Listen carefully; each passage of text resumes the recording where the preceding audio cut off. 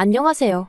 결혼한 지 7년 된 5살 난 딸아이를 키우고 있는 30대 워킹맘이에요. 직장 생활하면서 애 키우라 힘들 때는 모른 채 하시더니 이제 와서 합가 타령하시는 시어머니 때문에 아주 환장하겠어요. 그나마 중간에서 남편이 자기 역할이라도 똑바로 해주면 좋을 텐데 남편은 남편대로 자기 어머니 마음 상할까봐 걱정이라며 할 말도 제대로 못하고 그러니 저만 나쁜 사람이 되더라고요. 그래서 남편한테 저 아니면 어머님 둘 중 한 사람을 택하라니까 그래도 끝까지 곧 죽어도 그게 저라는 소리는 안 하대요. 유치하다면서 그러지 말라는 핀잔만 하고요. 솔직히 저도 그런 유치한 질문은 하고 싶지 않았어요. 하지만 오죽하면 그랬을까요? 아무튼 그런 질문조차 대답하지 못하는 남편을 보고 있으니 저런 사람하고 남은 인생을 어떻게 같이 보내나 싶어서 이혼하기로 마음먹었습니다. 제가 20대 후반이었을 당시 명품에 관심을 보이던 주변 또래들과 달리 저는 부동산이나 주식처럼 훗날 재산이 될 만한 것들에 관심이 많았어요. 그리고 그건 아무래도 친정부모님의 영향을 받아서였을 거예요. 어머니는 부동산 중개인으로 일을 하고 계셨고 아버지는 증권회사에 다니고 계셨으니까요. 그렇다 보니 직간접적으로 보고 듣는 게 많았고 직장 생활을 시작한 이후로는 자연스레 그런 쪽에 투자를 하고 싶다는 생각을 갖게 되었지요. 그렇게 꾸준히 관심을 갖고 공부를 하다가 미분양 아파트 하나를 알게 되었습니다. 그리고 어째서인지 몇 날 며칠 눈앞에 아른아른한 것이 아무리 생각해봐도 투자해 볼 만하다 싶대요. 그래서 친정부모님과 상의 끝에 분양을 받기로 했어요. 당시 제가 모아둔 돈이 1억 정도 있었는데 그 돈을 전부 다 탈탈 털어서 넣었습니다. 다행히 중도금은 무이자 대출이었기 때문에 입주하게 될 때까지 다시 지독하게 모으고 그리고 친정부모님이 원래 저 시집갈 때 1억 정도 해주려고 하셨다는데 그 돈은 제가 원할 때 아무 때나 주시겠다 하셨거든요. 그래서 계산해보니까 입주할 때쯤이면 그럭저럭 돈은 마련할 수 있겠더라고요. 그리고 그런 와중에 남편을 소개받았고 연애를 시작했어요. 직장을 다니던 평범한 회사원인 남편은 저와는 달리 물질적인 부분에 크게 욕심이 없는 사람이었습니다. 성격도 자기 주장을 크게 내세우는 편이 아니어서 사귀는 동안 서로 부딪힐 일이 별로 없었지요. 그렇게 1년을 조금 넘게 사귀었을 무렵 남편이 결혼하자고 하더라고요. 하지만 당시에 제 돈이 전부 다 아파트에 묶여 있었잖아요. 그래서 남편에게 상황을 설명했는데 괜찮다고 하더라고요.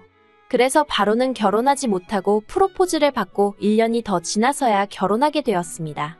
참고로 왜 1년이냐 하면 그 1년 동안 결혼자금을 모았거든요.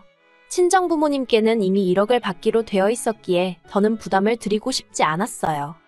아무튼 그렇게 식을 올리고 저희는 남편이 살고 있던 18평짜리 아파트에서 신혼살림을 시작했습니다.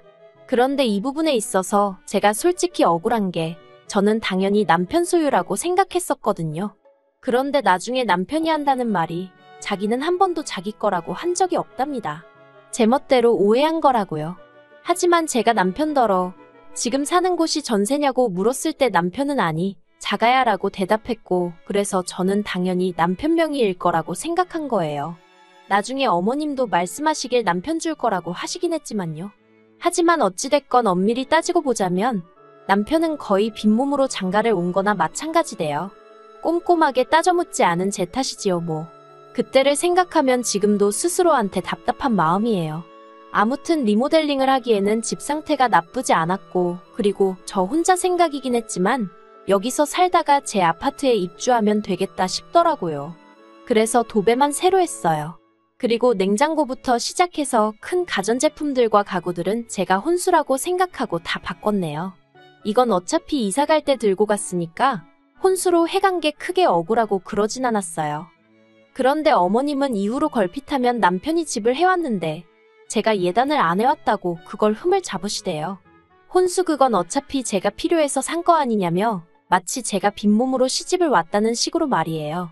그런데 저도 당하고만 있는 성격은 아니라서 그런 어머님께 그렇게 따지면 남편이야말로 빈몸으로 장가온 거 아니냐고 따졌어요.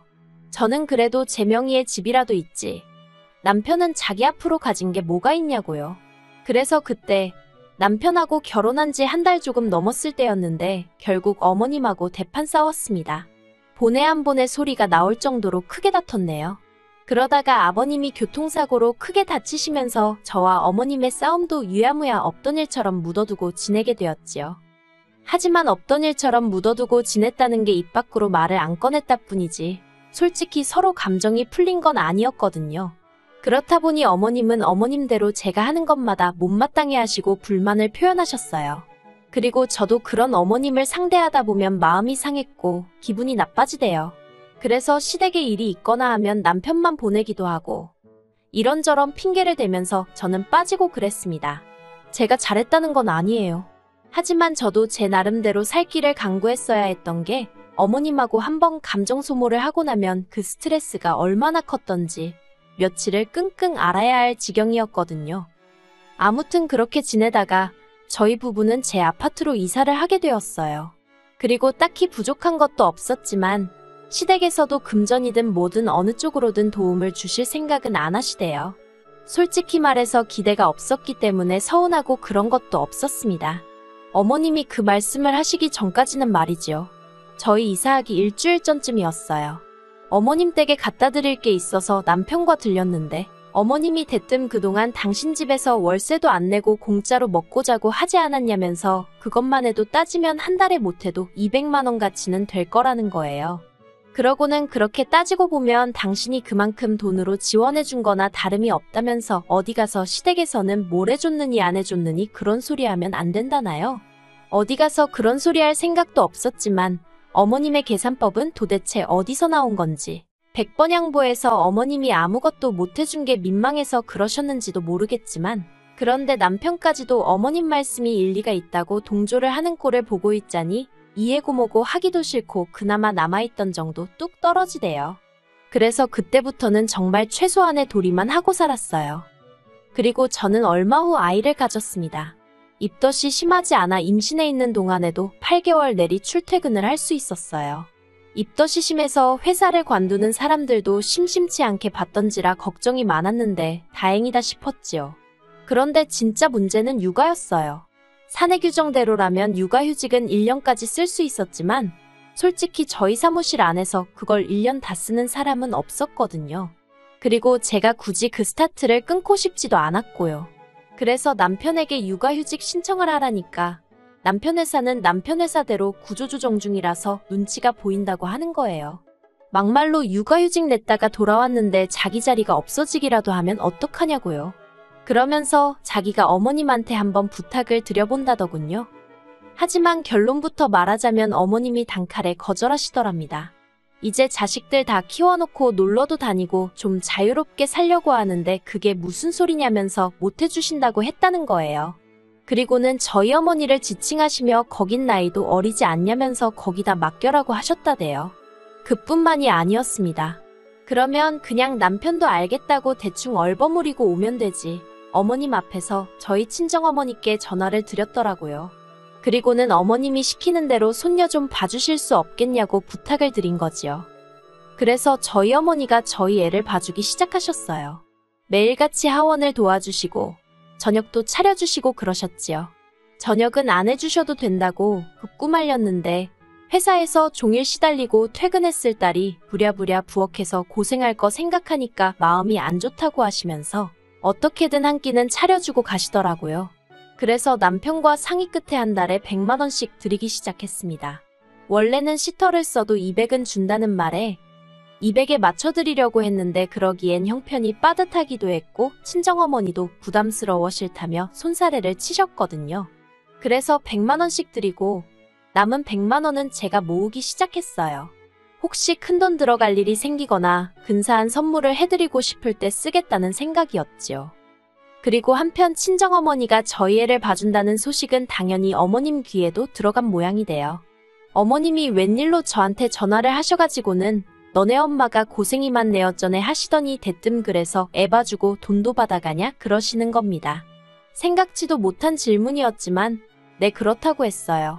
그랬더니 어머님이 할머니가 손녀를 봐주는데 무슨 돈을 받냐면서 할머니 입장에선 손녀랑 하루 종일 있으면 안 심심하고 좋지. 손녀가 효도하는데 돈까지 받아가냐는 식으로 말씀을 하시는 거예요. 하지만 어머님의 막말은 그게 다가 아니었습니다. 지금이야 집값이 많이 떨어졌다고 뉴스에 나오고 있지만 제 아파트는 그래도 제가 처음에 분양받았을 때랑 비교하면 3배 가까이 올랐거든요. 그리고 그렇게 작년 재작년에 비해서 크게 떨어지지도 않았고요. 그리고 이 사실을 알게 되신 어머님은 작년부터 그렇게 집값이 올랐다면서 어쩌고 하시더니 급기야 이참에 당신들 아파트도 팔고 저희 아파트도 팔아서 그 돈 다 합쳐서 어디 단독주택 하나 지어서 같이 살면 좋겠다.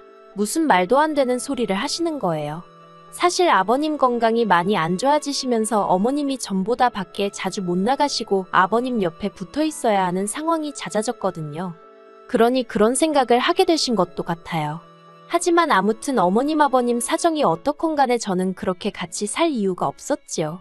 물론 어머님 아버님 면전에다 대고 싫다 못 산다 할 수는 없어서 어머님이 그런 이야기를 꺼내실 때마다 그저 앞에서 적당히 웃어 넘겼지만요.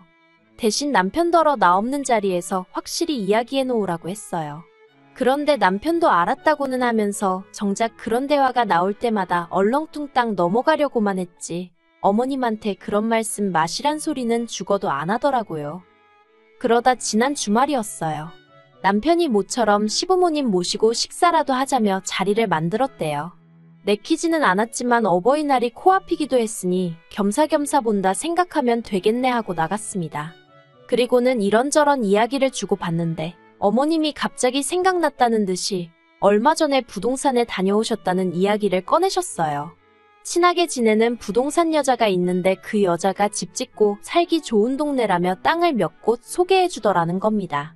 그리고는 저더러 그나저나 너는 집을 언제 팔 거냐면서 하루라도 빨리 팔아야지 그러다 아파트값이 떨어지기라도 하면 어떡하냐대요. 저는 아파트를 팔 생각이 조금도 없었는데 어머님 혼자 뭐가 그렇게 마음이 급하신지 그리고는 어머님이 덧붙이시기를 당신 사시는 아파트는 팔려고 내놓으셨답니다. 어머님 아파트 판돈으로 땅부터 살 거고 저희 아파트가 팔리면 그 돈으로는 이제 공사하고 그러면 될 것 같다나요. 정말이지 저희와는 한마디 상의도 없이 혼자 엄청난 계획을 세우고 계시대요. 결국 듣다 못한 제가 그렇게 갑자기 집을 내놓으시면 어떡하냐 그러다 집이 팔리기라도 하면 어디서 지내려고 그러시냐 물었습니다. 그랬더니 당연하다는 듯이 너희 집 팔릴 때까진 일단 너희 집에 있다가 같이 이사하면 되지 그러시는 거예요. 황당해서 저희 집이요 하고 되물으니 너네 방 하나 남지 않냐면서 일단 불편해도 거기서 지내시면 된다며 걱정 말라나요. 게다가 그뿐만이 아니었어요. 어머님이 요즘에도 니네 엄마한테 애 봐주는 걸로 돈 주냐 그러시길래 또 무슨 소리를 하려고 그러시나 싶어서 지난번과는 달리 안 드린다고 했거든요. 그랬더니 이번에는 전과는 완전히 다르게 왜 돈을 안 주느냐면서 당신은 받을 거랍니다. 애 봐주는 공은 없다면서 같이 살게 되면 싫으나 좋으나 당신이 살림도 해야 할 수도 있고 애도 봐줘야 하니 한 달에 200은 줘야 한다고 하시는 거예요. 들을수록 가관도 이런 가관이 없네 싶어서 남편을 쳐다봤어요. 그리고는 어머님한테 빨리 무슨 말이든 한마디라도 하라고 눈치를 줬는데 남편이 슬쩍 제 눈을 피하더니 아무 말도 안 하대요. 그러니까 진짜 부하가 치밀어서 더는 가만히 있으면 안 되겠다 싶더라고요. 제가 어머님 떨어 남편이 말을 안 했냐며 말문을 열었습니다. 남편한테 어머님하고 같이 못 산다고 말씀드리라고 했는데 못 들으셨냐고요. 그리고는 아무리 생각해봐도 어머님하고 제가 같이 사는 건 어려울 것 같다. 결혼 초부터 어머님하고 저하고 많이 부딪히지 않았냐. 그때 제가 너무 힘들기도 했고 그래서 같이 사는 건 싫다고 딱 잘라 말씀드렸어요. 그랬더니 처음엔 어머님도 당황하셨는지 언제까지 결혼 초에 좀 서운했던 걸로 꽁에 있을 거냐면서 벌써 시간이 이렇게나 지났다며 이제 잊어버리랍니다. 그러면서 이제 잘 지내보자 하시는 거예요. 그래서 제가 합가를 안 하고도 잘 지낼 수 있지 않냐고 오히려 합가를 하면 잘 지내지 못할 것 같다 했습니다.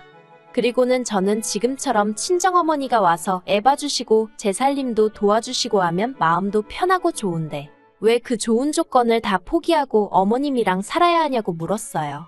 제가 왜 제 집에서 어머님 눈치 봐가며 비위 맞춰가며 살아야 하느냐고 그렇게 살기 싫다고요. 그랬더니 어머님이 저더러 싸가지가 있네 없네 하시면서 소리를 지르시는 거예요. 어느 정도 화를 내실 거란 건 예상하고 있었기에 크게 놀라진 않았어요. 그리고 한 번쯤은 거쳐야 할 관문이라고 생각했지요. 그런데 그때 이때까지 입 딱 다물고 있던 남편이 가만히 있으면 자기가 알아서 다 이야기를 할 건데 왜 이를 키우냐면서 어머님 앞에서 저를 무슨 학생나무라듯 나무라는 거예요. 진짜 황당해서 제가 남편더러 말을 그따위로 할 거면 그냥 당신도 내 집에서 나가라고 했어요. 보태준 것도 없으면서 집값이 올랐으니 파내만해. 아주 떡 줄 사람은 생각도 안 하는데 왜 다들 김칫국이냐고 소리를 질렀지요. 그리고 제가 그렇게 악다구니를 쓰니 그제서야 남편이 약간 꼬리를 내리면서 미안하답니다. 그냥 자기도 상황이 답답해서 순간 욱했다나요. 제가 남편더러 나랑 살 거면 어머님한테 확실히 같이 못 산다고 못을 박으라고, 그리고 이제 내가 어머님하고 마주치는 일은 없게 해달라고 했어요. 한마디로 어머님하고 나 둘 중에 하나만 고르라는 얘기야 하니까 남편이 곤혹스러운 표정으로 시간을 좀 달랍니다. 무슨 말을 그렇게까지 하냐면서요.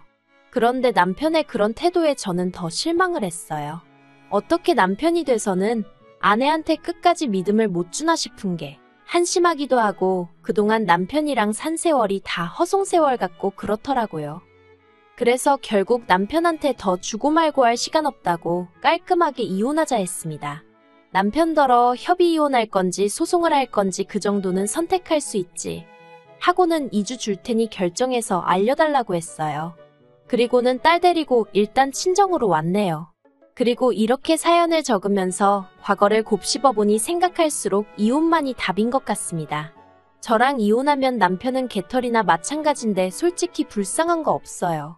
어머님 계산대로면 제 집에서 남편도 자기 먹고 사는데 필요한 생활비만 벌어다 준 거니까 그다지 억울할 일도 아니겠지요. 그리고 남편과 싸움이 이렇게 커지고 나서야 어머님이 합가 이야기는 안 하겠다면서 그냥 앞으로 자주 얼굴이나 보고 살자 하셨는데요. 원래 하나 주면 2개 바라고 2개 생기면 3개 바라는 게 사람 욕심 아니겠어요? 어머님은 집 짓고 살면 나중에 그 집 다 저랑 남편 거 된다는 소리도 하셨지만 그 집 없어도 제 인생에 불편할 거 하나 없고요. 먹고 사는데 지장 없고요. 필요 없는 거 받자고 굳이 고생하고 살 이유가 없잖아요. 그냥 이제 빨리 남편하고 법적으로 깔끔하게 남남되어서 더는 스트레스 안 받고 살고 싶은 마음뿐이에요.